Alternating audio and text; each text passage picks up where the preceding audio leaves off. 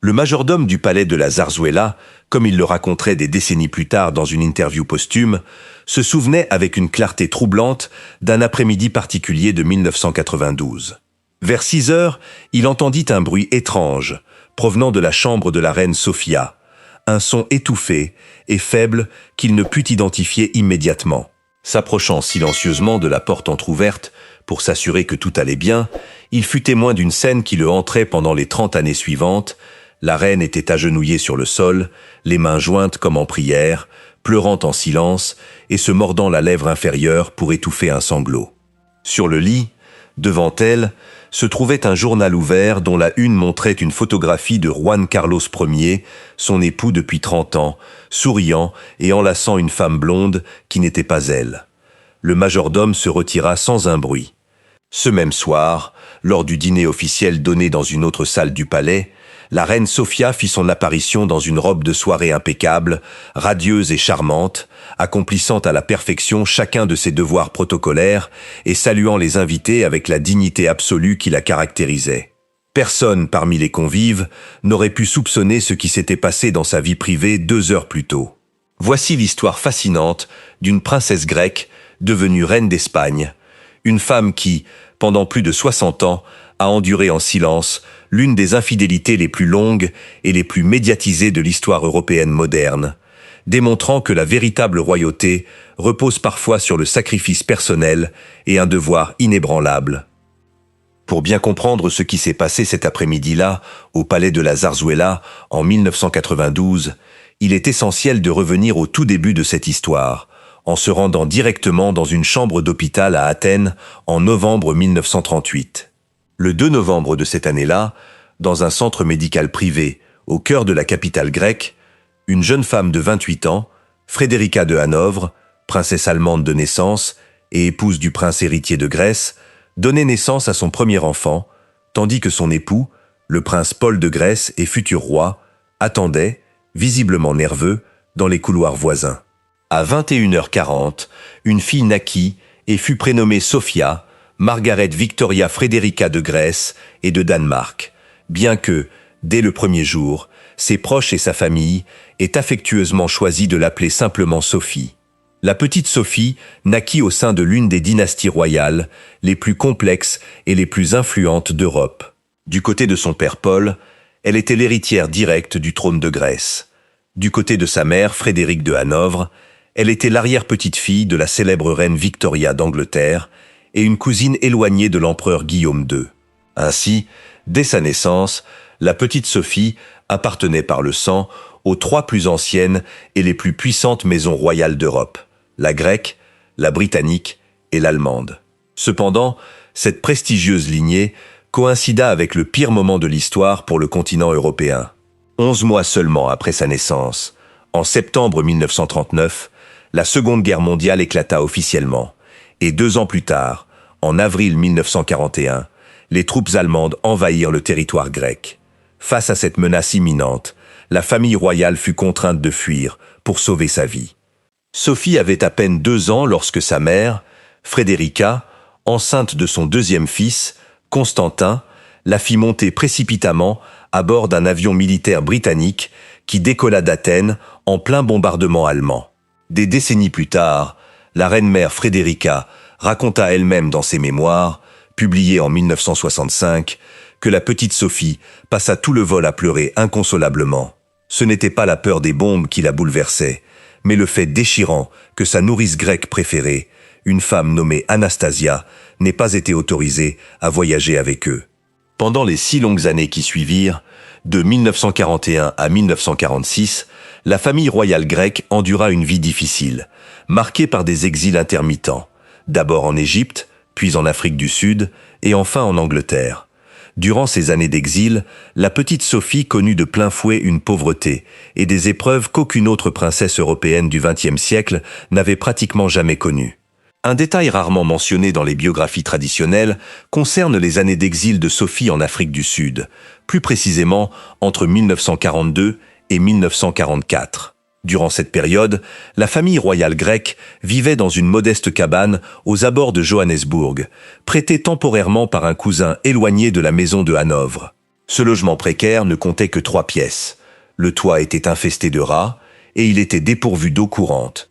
D'après des témoignages révélés des décennies plus tard, la famille se nourrissait principalement d'herbes sauvages poussant spontanément le long des chemins ruraux bordant la propriété.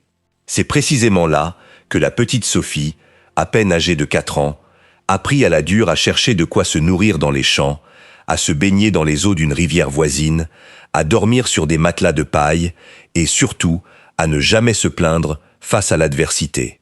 Sa mère, Federica, lui répétait chaque soir avant de dormir une phrase poignante qui allait façonner son caractère pour le reste de sa vie. « Nous sommes des princes à l'intérieur, même si à l'extérieur, nous sommes habillés comme des mendiants. » De même, une scène très particulière des mois qu'elles passèrent en Égypte, entre 1941 et 1942, dont la reine Sophia elle-même se souvint des décennies plus tard, lors d'une interview accordée au magazine Hola en 1998, reste gravée dans les mémoires. Elles vivaient alors au Caire, dans un appartement que leur prêtait la cour égyptienne. Chaque matin, Sophia accompagnait sa nourrice, Anastasia, au marché du quartier pour acheter des provisions de base, comme du pain et des légumes. Un jour, tandis qu'elle flânait entre les étals, la jeune fille s'arrêta, intriguée par une jeune égyptienne de son âge, pieds nus, vêtue de haillons, qui mangeait des miettes de pain jetées à terre. Sophia resta immobile, la regardant pendant plusieurs minutes, puis, sans hésiter, lui donna le morceau de pain qu'Anastasia venait de lui acheter. De retour à l'appartement ce soir-là, la nounou raconta l'incident à Federica, qui, loin de louer le geste compatissant de sa fille, la mit en garde avec toute la sévérité germanique qui la caractérisait. « Sophie, tu ne peux pas donner du pain à tous les enfants pauvres que tu croises, sinon tu finiras par être la seule à ne plus avoir de pain. La charité est belle, mais la survie passe avant tout. » Cette leçon rigoureuse, inculquée à une fillette de 4 ans en plein conflit mondial, marqua profondément sa psyché d'adulte, lui apprenant définitivement que le devoir familial et la survie collective devaient toujours primer sur les aspirations individuelles du cœur. Cette attitude d'un stoïcisme absolu fut réaffirmée en 1946, lorsque, après 6 années d'exil, la famille put enfin rentrer à Athènes. Sophie, âgée de 8 ans, retourna au palais Tatoi, résidence officielle des rois de Grèce, pour découvrir qu'il avait été partiellement pillé pendant l'occupation allemande. La plupart des meubles avaient disparu, les joyaux de la couronne s'étaient volatilisés et, plus douloureux encore pour la fierté familiale, les portraits de leurs ancêtres royaux avaient été brûlés ou détruits par les soldats. Loin de s'effondrer ou de verser une seule larme, la fillette s'approcha de sa mère et prononça une phrase prémonitoire en grec. « Maman, nous allons tout reconstruire. C'est notre devoir. » À un si jeune âge, Sophia pensait et parlait déjà comme une adulte forgée par la discipline, comprenant que la véritable dignité royale ne résidait jamais dans la possession de biens matériels, mais dans la capacité inébranlable de garder son sang-froid et de sourire lorsque tout s'écroulait autour d'elle. Après son retour dans son pays natal à l'après-guerre, Sophie passa les 10 années suivantes, de 1946 à 1956, principalement au palais Tatoi restauré, aux abords d'Athènes. Durant cette période, la jeune femme reçut une éducation exceptionnellement rigoureuse, conçue spécifiquement pour répondre aux exigences de son rang. Elle étudia dans des institutions privées prestigieuses en Grèce et en Allemagne, acquérant progressivement une maîtrise remarquable de plusieurs langues, dont le grec, l'allemand, l'anglais, le français et même des notions d'espagnol, anticipant sans le savoir le destin international qui l'attendait. Son éducation ne se limitait pas à la littérature et aux langues. Elle consacra également une décennie entière à l'étude du piano classique, se plongea dans l'archéologie dans les salles de classe de l'université d'Athènes, se forma aux soins infirmiers dans le but précis de servir son pays en cas de besoin et, surtout, fut éduquée selon les stricts canons de la discipline germanique, inculquée sans relâche par sa mère, Frédéric de Hanovre, qui insistait toujours sur le sens du devoir, le maintien d'un silence prudent et l'obéissance aveugle à la hiérarchie familiale. Parmi les nombreux épisodes qui ont façonné son caractère durant sa jeunesse, une anecdote peu connue de son adolescence se distingue, reflétant son tempérament avec une précision chirurgicale. En 1953, alors qu'elle n'avait que 15 ans, Sophie étudiait dans un prestigieux internat privé à Salem, en Allemagne, en compagnie de sa cousine grecque Mariana. Un après-midi, tandis qu'elle flânait tranquillement dans les jardins de l'école, un groupe d'étudiantes allemandes les aborda avec impertinence. Ignorant totalement que les deux jeunes femmes appartenaient à la famille royale, les élèves locales se mirent à les railler à cause de leur accent étranger prononcé lorsqu'elles parlaient allemand. L'une d'elles, avec un air de supériorité, s'adressa directement à Sophie et rétorqua avec dédain « Tu parles allemand comme une servante ». Loin de s'énerver ou de perdre son sang-froid, la jeune Sophia garda son calme absolu, fixa son interlocutrice en silence pendant quelques instants, puis répondit avec un sourire d'une extrême gentillesse et courtoisie « Vous avez peut-être raison, c'est sans doute ma nourrice grecque qui m'a appris l'allemand bien mieux que ma propre mère allemande. Et pourtant, malgré cela, ma mère allemande est une véritable princesse, tandis que je crois comprendre que la vôtre gagne sa vie comme coiffeuse au village. » L'élève allemande, complètement décontenancée et paralysée par une telle réponse, n'osa plus jamais adresser la parole à Sophia pendant les 3 années qu'elles passèrent ensemble dans le même établissement. Cette anecdote subtile mais cinglante, exhumée des décennies plus tard par une de ses anciennes camarades de classe, illustre parfaitement la véritable nature de Sophia, une femme qui, derrière une façade de douceur, de timidité et de silence apparent, dissimulait une intelligence vive, une mémoire prodigieuse et une capacité innée à riposter aux attaques verbales avec une précision chirurgicale lorsqu'elle jugeait nécessaire de défendre sa dignité. Cependant, cette période formatrice de son adolescence fut aussi profondément marquée par la tragédie et une grande souffrance. En mars 1964, son père, le roi Paul VI de Grèce, décéda des suites d'un cancer foudroyant.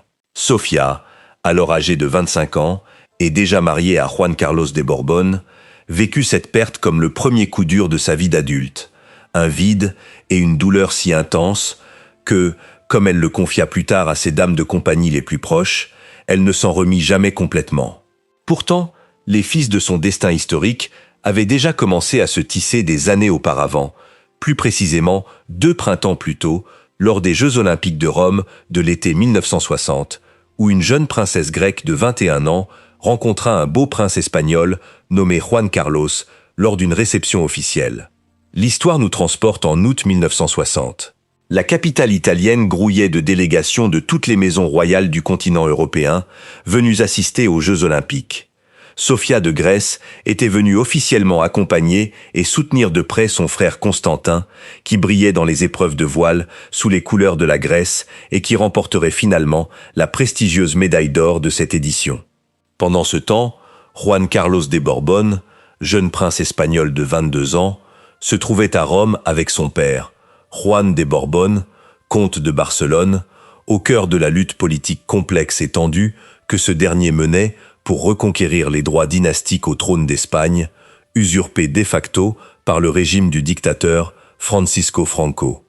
Les 2 jeunes princes se rencontrèrent pour la première fois lors d'une réception officielle donnée par la cour italienne en l'honneur des membres de la famille royale en visite. D'après les témoignages ultérieurs des dames d'honneur de la princesse, Sophia ne fut ni séduite ni particulièrement éblouie par Juan Carlos lors de cette première rencontre. En réalité, elle le trouva excessivement discret, timide et éclipsé par la présence imposante de son père, Don Juan, qui monopolisait la conversation. À l'inverse, Juan Carlos fut immédiatement conquis par Sophia. Dès ce soir-là, il passa toute la semaine suivante à imaginer des stratagèmes pour la revoir lors des différents événements et réceptions du programme olympique, lui faisant discrètement envoyer des bouquets de fleurs par messager et lui offrant des excursions privées en yacht le long des côtes romaines en compagnie de leurs sœurs respectives. En quelques semaines, le jeune Espagnol parvint à mettre en œuvre ce que son père préparait méticuleusement depuis des années dans les bureaux de la cour, le début officiel d'une cour royale. Ce que Juan Carlos considérait naïvement comme une passion amoureuse née des caprices du destin était en réalité un élément d'une stratégie géopolitique et dynastique savamment élaborée pendant 2 ans par le comte de Barcelone. Don Juan était convaincu que son fils devait épouser une princesse de sang royal européen incontestable s'il voulait légitimer et donner une dimension internationale à sa prétention de restaurer la monarchie en Espagne. Après avoir envisagé diverses candidates d'origine italienne, française et allemande, il choisit définitivement Sophia en 1959 pour 3 raisons fondamentales et non négociables. Premièrement, la lignée incontestée de la princesse grecque conférait un prestige historique inestimable à la maison de Bourbon, alors en difficulté. Deuxièmement, sa mère, Frédéric de Hanovre, était crainte et respectée dans les plus hautes sphères diplomatiques européennes comme une stratège brillante et impitoyable, parfaitement capable de tisser des réseaux de soutien international favorables à la cause monarchiste espagnole. Troisièmement et enfin, bien que Sophia professât la foi orthodoxe grecque et non le catholicisme, le plan prévoyait sa conversion au catholicisme avant son mariage, scellant ainsi sa soumission absolue aux exigences dynastiques que son nouveau rôle historique lui imposerait. Ainsi, tandis que le prince croyait vivre un conte de fées, la réalité était qu'il suivait pas à pas un chemin méticuleusement tracé par la diplomatie internationale et familiale. Le jour qui devait sceller leur union arriva enfin le 14 mai 1962. Les cérémonies de mariage se déroulèrent en 2 temps à Athènes. D'abord la solennité de la cathédrale orthodoxe, puis, 2 heures plus tard, la cérémonie à la cathédrale catholique de la capitale grecque. Pour l'occasion, la mariée portait une magnifique création haute couture, signée Jean d'Es. Une robe de 5 mètres de tulle de soie, surmontée du diadème historique de la maison de Hanovre. Le marié, quant à lui, arborait l'uniforme de cérémonie de la marine espagnole. La cérémonie réunit des représentants de la quasi-totalité des maisons royales européennes encore existantes, ce qui explique pourquoi la presse internationale de l'époque n'hésita pas à qualifier l'événement de dernière grande union dynastique du XXe siècle. Cependant, un détail révélateur de cette journée historique, dévoilé seulement des décennies plus tard, en 1998, dans les mémoires d'une des demoiselles d'honneur qui assistait étroitement la mariée, met au jour la profonde mélancolie qui étreignait Sophia. Ce matin-là, dans l'intimité d'une pièce du palais royal d'Athènes, tandis qu'on ajustait sa robe somptueuse, la jeune femme resta silencieuse pendant près d'1 heure. Malgré les vaines tentatives de son accompagnatrice pour détendre l'atmosphère par des remarques anodines sur la météo ou les compositions florales, la princesse se contenta de contempler son reflet dans le miroir avec l'expression sombre de quelqu'un se dirigeant vers un enterrement et non vers le plus beau jour de sa vie. Finalement, rompant le silence, Sophia posa une question directe à son assistante. « Sais-tu ce que l'on ressent quand on sait avec une certitude absolue, avant de remonter l'allée jusqu'à l'autel, que l'homme que l'on s'apprête à épouser ne nous aime pas du tout ? Sais-tu ce que signifie comprendre que ce mariage n'est rien d'autre qu'une froide et calculée manœuvre politique orchestrée par son père et ma mère ?» Face à la perplexité et au silence de sa demoiselle d'honneur, Sophia trancha elle-même la question par une déclaration cinglante qui allait devenir le leitmotiv de sa vie. « Je l'épouserai quand même, car je suis une princesse, et les princesses n'ont pas le privilège de choisir leur mari. Notre seul choix est celui de savoir comment les supporter pour le restant de nos jours. » Des témoignages ultérieurs indiquent que cette même attitude froide et distante persista tout au long de la nuit de noces, à bord du yacht grec, qui emmenait les jeunes mariés au port de Corfou. Selon une remarque entendue par des témoins proches, Juan Carlos aurait lui-même confié à sa marraine que la fille des monarques grecs arborait le sourire le plus glacial qu'il ait jamais vu, confirmant ainsi que leur relation n'était pas motivée par la passion amoureuse, mais par une stricte alliance d'intérêts politiques. Après la cérémonie de mariage, le couple passa les 13 années suivantes, de 1962 à 1975, en tant que prince et princesse d'Espagne.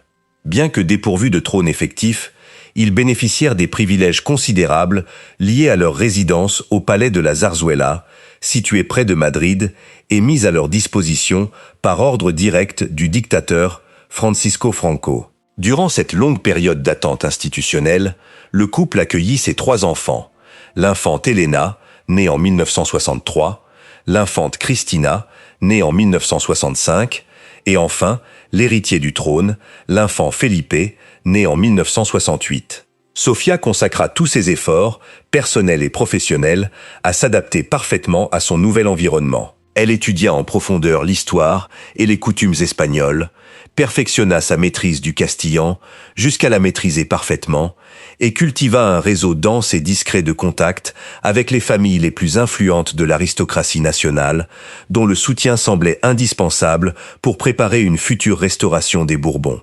Sa priorité absolue était de se métamorphoser complètement, passant de princesse d'origine étrangère à l'incarnation parfaite de l'archétype de la consort espagnole, s'intégrant avec une discipline de fer à une société qui lui était encore étrangère. Cependant, parallèlement à ses obligations publiques constantes et à l'éducation de ses enfants, la relation conjugale commença à se fissurer irrémédiablement. C'est précisément durant la seconde moitié des années 1960 que ses proches commencèrent à murmurer au sujet des premières liaisons extraconjugales de Juan Carlos. Selon les recherches de biographes réputés, ses premières relations parallèles avec des femmes de la haute société madrilène se multiplièrent entre 1965 et 1970. Bien que la reine Sofía fût parfaitement au courant de ses infidélités, grâce aux informations de son entourage, elle préféra ravaler sa fierté et fermer les yeux, convaincue que son sens inébranlable du devoir institutionnel et l'avenir dynastique de ses enfants primait sur toute offense strictement personnelle. Il fallait préserver à tout prix l'image d'un mariage idyllique aux yeux d'une Espagne qui entrait lentement dans une nouvelle ère politique.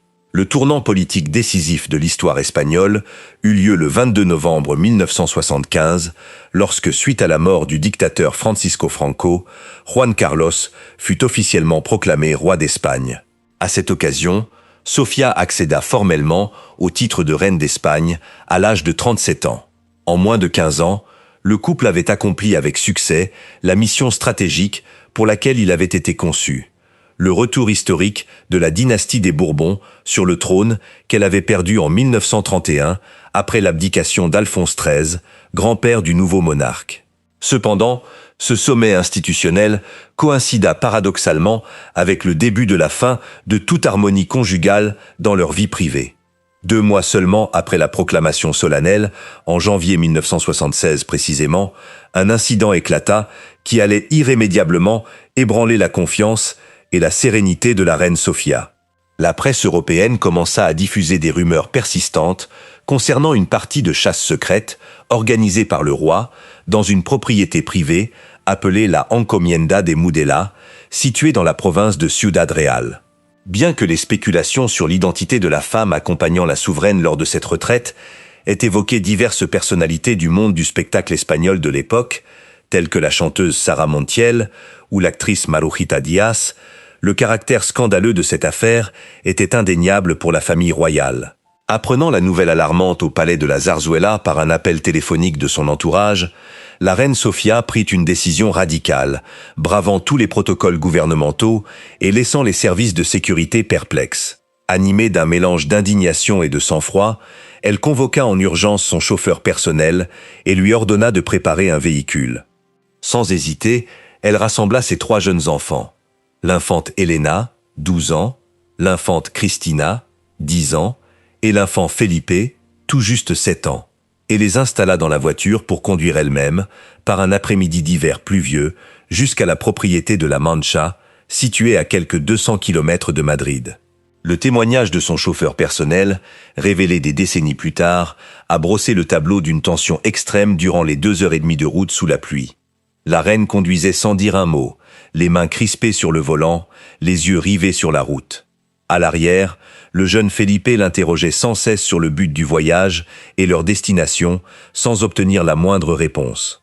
À un moment donné, face aux cris inconsolables de l'infante Cristina, affamée et épuisée, Sofía gara brièvement la voiture sur le bas-côté, prit une tablette de chocolat suisse dans la boîte à gants, une tablette qu'elle gardait pour les imprévus, la coupa en 3 parts égales et, avant de reprendre la route, adressa à ses enfants une phrase poignante qui les marquerait à jamais: « Souvenez-vous bien de ce jour. Un jour, vous comprendrez. » Arrivés aux portes du domaine Mudela, les gardes chargés de la sécurité de la réception privée de la reine reconnurent le véhicule officiel et lui en refusèrent l'accès, accompagnés d'un avertissement prudent: « Madame, il vaut mieux que vous n'entriez pas. Sa Majesté vous prie de ne pas venir. » Sous le regard silencieux de 3 jeunes enfants, cet instant marqua, selon les biographes les plus fiables, le moment précis où la reine Sofía décida de rompre définitivement les liens affectifs avec son mariage, enfouissant son indignation dans le silence institutionnel qu'elle maintiendrait pendant les 50 années suivantes. À partir de cet épisode critique, Sur les routes de la Manche, la relation conjugale entre le roi et la reine d'Espagne adopta une dynamique strictement basée sur la séparation des fonctions. Tandis que le roi Juan Carlos continuait de mener une vie parallèle, marquée par des relations extra-conjugales prolongées et publiques avec des personnalités telles que Barbara Rey, Corina Larsen ou Marta Gaya. La reine Sofia choisit de préserver sa dignité par un dévouement absolu et presque monastique à la couronne et à ses devoirs officiels. Loin de s'effondrer publiquement ou de rechercher un scandale susceptible de déstabiliser la fragile démocratie espagnole à ses débuts, Sofia consacra toute son énergie au service public. Elle assuma la présidence de nombreuses fondations caritatives, promut des projets d'aide sociale, devint une ambassadrice infatigable de la culture et de la science espagnole à l'étranger et maintint un emploi du temps officiel impeccable qui lui valut l'unanimité de la société. Aux yeux du public, la reine était devenue le pilier moral de la monarchie, un symbole incontesté d'altruisme, de sérénité et de patriotisme, toujours présente lorsque le pays avait besoin d'elle, souriante et respectant scrupuleusement le protocole. Cependant, derrière cette façade de perfection institutionnelle, se cachait une femme profondément marquée par les leçons de son enfance dans les camps de réfugiés sud-africains et par les avertissements de sa mère, Frédérique de Hanovre. Dès son plus jeune âge, elle avait appris que les princesses ne pouvaient se permettre de laisser libre cours à leurs émotions personnelles lorsque le destin collectif était en jeu. Son rôle était d'affronter la tempête sans émettre la moindre plainte, de protéger la monarchie et d'assurer l'avenir dynastique qui culminerait, des décennies plus tard, avec l'accession au trône de son fils, Philippe VI. L'anecdote du majordome du palais de la Zarzuela, qui ouvre ce récit, cet après-midi de 1992 où la reine pleurait en silence sur le sol de sa chambre, devant la une d'un journal montrant le roi en compagnie d'une autre femme, avant de descendre dîner, rayonnante de bonheur et vêtue d'une robe de soirée impeccable, résume avec force la véritable dimension de son existence. Dès le jour de son mariage à Athènes, Sophia comprit que sa couronne n'était pas le fruit d'un amour romantique, mais une lourde armure, forgée dans le silence, le sacrifice et une dignité à toute épreuve. Reine d'une stature classique, elle préféra sacrifier son bonheur personnel sur l'autel du devoir, devenant ainsi la figure la plus respectée, la plus admirée et en même temps la plus tragiquement trahie de l'histoire contemporaine des familles royales européennes. Au fil des décennies, la dynamique interne du mariage royal a évolué d'une froide distance émotionnelle à un pacte de stricte coexistence institutionnelle, où chaque membre occupait un rôle parfaitement défini aux yeux des citoyens et des gouvernements successifs. Tandis que la transition démocratique espagnole se consolidait et que le pays s'orientait vers la modernité dans les années 1980 et 1990, le roi Juan Carlos Ier jouissait d'une popularité sans précédent, alimentée par son rôle crucial lors de la tentative de coup d'État de 1981. Cependant, dans les cercles politiques madrilènes, au sein des hautes sphères du journalisme d'investigation et parmi les ministères des Affaires étrangères européens, il était de notoriété publique que la vie privée du monarque suivait des voies totalement distinctes de sa vie familiale au palais de la Zarzuela. Les liaisons extra-conjugales du roi cessèrent d'être de simples rumeurs de couloir et devinrent peu à peu un secret de polichinelle parmi les élites, bien que jalousement protégées par un pacte tacite de silence médiatique qui allait perdurer pendant de nombreuses années. Dans ce contexte complexe, la reine Sofia a adopté une stratégie de survie fondée sur une hyperactivité institutionnelle et un dévouement quasi obsessionnel à ses fonctions officielles. Loin de se replier sur elle-même ou de s'isoler, elle a accru sa présence publique, devenant le visage le plus accessible et le plus compatissant de la couronne. Elle a parcouru l'Espagne sans relâche, inaugurant des hôpitaux, soutenant des œuvres caritatives, participant à des conférences scientifiques et menant des initiatives d'aide humanitaire et environnementale par le biais de la Fondation Reine Sofia. Sa maîtrise de plusieurs langues et sa connaissance approfondie des réseaux diplomatiques européens lui ont également permis d'être une ambassadrice exceptionnelle des intérêts internationaux de l'Espagne. Pour des millions de citoyens, la reine incarnait l'antithèse de la frivolité. Une femme sérieuse et cultivée, rigoureuse dans l'exercice de ses fonctions et dotée d'une énergie inépuisable. Cependant, la pression émotionnelle qu'elle subissait dans sa vie privée s'intensifia lorsque les noms des femmes liées sentimentalement au roi commencèrent à être révélés au grand jour. Des noms comme celui de la danseuse Barbara Rey, de la décoratrice d'intérieur majorquine Martha Gaia et, des années plus tard, de l'aristocrate allemande Corinna Larsen entrèrent dans la conscience collective nationale et internationale. Chaque nouveau scandale qui ternissait la monarchie exigeait de la reine Sofia un effort surhumain de retenue et de discipline. Tandis que les tabloïds et les biographes disséquaient les failles de son mariage, elle continuait d'afficher un sourire impeccable lors des événements officiels, accompagnant le monarque aux réceptions d'État, présidant les défilés militaires et accueillant les dignitaires étrangers avec la même dignité impassible qu'elle avait acquise durant les épreuves de son enfance en exil.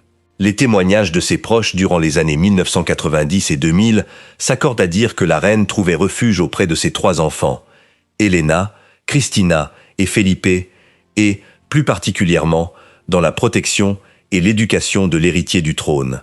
Sofia fondait tous ses espoirs de continuité dynastique sur le prince Felipe, auquel elle inculqua dès son plus jeune âge les mêmes valeurs de discipline, de sens du devoir et d'altruisme que sa propre mère, Frédéric de Hanovre, lui avait transmises dans les circonstances les plus difficiles. La reine savait que l'avenir de la monarchie espagnole reposait directement sur la préparation irréprochable de son fils, et, pour cette raison, elle supervisa avec une rigueur inébranlable chaque étape de sa formation, tant académique que militaire et publique. Dans les moments de plus grande turbulence institutionnelle, lorsque des rumeurs sur la conduite du roi menaçaient de saper les fondements de la couronne, la présence de Sofia aux côtés du prince Felipe a agi comme un baume stabilisateur, rappelant aux Espagnols la continuité et la solidité de l'institution au-dessus des faiblesses individuelles de ses membres. La fin du règne de Juan Carlos Ier fut marquée par une accumulation progressive de controverses publiques et de problèmes de santé qui ternirent considérablement l'image du monarque aux yeux du public espagnol. Des incidents tels que le voyage de chasse controversé au Botswana en 2012, au plus fort de la crise économique nationale, brisèrent définitivement le pacte de protection médiatique qui avait entouré la vie privée du roi pendant des décennies. Confronté à une pression sociale et politique insoutenable, Juan Carlos Ier annonça son abdication en juin 2014, ouvrant la voie à la proclamation de son fils sous le nom de Felipe VI. Au milieu de ce bouleversement institutionnel, la reine Sofia démontra une fois de plus sa loyauté dynastique indéfectible. Elle facilita la transition du pouvoir, apporta son soutien par sa présence à l'intronisation de son fils et de la reine Laetitia, et veilla à ce que la passation de pouvoir se déroule dans la plus grande stabilité possible pour l'État espagnol, clôturant ainsi un chapitre historique de plus de 38 ans de règne partagé. Malgré l'abdication et le départ d'Espagne du roi Juan Carlos Ier pour Abu Dhabi à l'été 2020, suite à diverses enquêtes sur ses finances privées, la reine Sofia a choisi de rester à Madrid, conservant sa résidence officielle au palais de la Zarzuela et maintenant un programme d'activité institutionnelle réduit mais régulier. À près de 90 ans, la reine-mère continue de consacrer une grande partie de son temps à des œuvres caritatives, au mécénat culturel et à la protection de l'environnement, faisant preuve d'une vitalité et d'une force physique et mentale qui étonnent son entourage. Dans l'histoire espagnole contemporaine, sa figure est restée gravée dans la mémoire collective comme une énigme de contraste. La souveraine irréprochable qui a su préserver la dignité de son institution dans ses périodes les plus tumultueuses, au prix de sacrifier entièrement son propre bonheur sur l'autel du devoir. Rétrospectivement, la vie de Sophie de Grèce et de Danemark recèle un enseignement profond sur la nature du pouvoir, du sacrifice et de la survie au sein des hautes sphères de la royauté européenne du XXe siècle. Cette petite fille, qui, à peine âgée de 2 ans, dut fuir Athènes à bord d'un avion militaire sous le feu ennemi, qui connut la faim et les privations dans les baraques d'Afrique du Sud pendant la Seconde Guerre mondiale, et qui apprit de sa mère que les princes doivent être forts intérieurement, même s'ils s'habillent comme des mendiants, forgea une carapace inébranlable qui la prépara au destin le plus exigeant qui soit. Dès le matin de son mariage dans la cathédrale d'Athènes, en 1962, elle savait pertinemment que l'homme à ses côtés ne l'aimait pas, et que son union n'était rien de plus qu'un accord stratégique d'État destiné à restaurer une dynastie.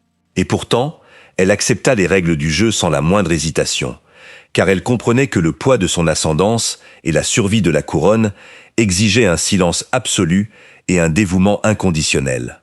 L'écho de cet après-midi de 1992, au palais de la Zarzuela, la reine agenouillée sur le sol de sa chambre, pleurant en silence devant la une d'un journal révélant l'infidélité de son époux, avant de descendre dîner, un sourire radieux et une robe de soirée impeccable devant les invités officiels, résume avec une force saisissante toute la vérité de sa vie. Sophia ne fut jamais une reine ordinaire, ni une femme encline au romantisme terrestre. Elle était la dernière grande incarnation d'une lignée de princesses, formée pour résister aux épreuves de l'histoire, et toujours privilégier la survie dynastique aux sentiments du cœur. Dans un monde où l'exposition publique et les effusions émotionnelles sont monnaie courante, la reine Sophia est restée, pendant plus de 6 décennies, le dernier bastion d'une monarchie au profil classique, une femme qui a choisi en silence la croix du devoir pour devenir, paradoxalement, la figure la plus respectée, admirée et d'un stoïcisme tragique de la royauté européenne contemporaine.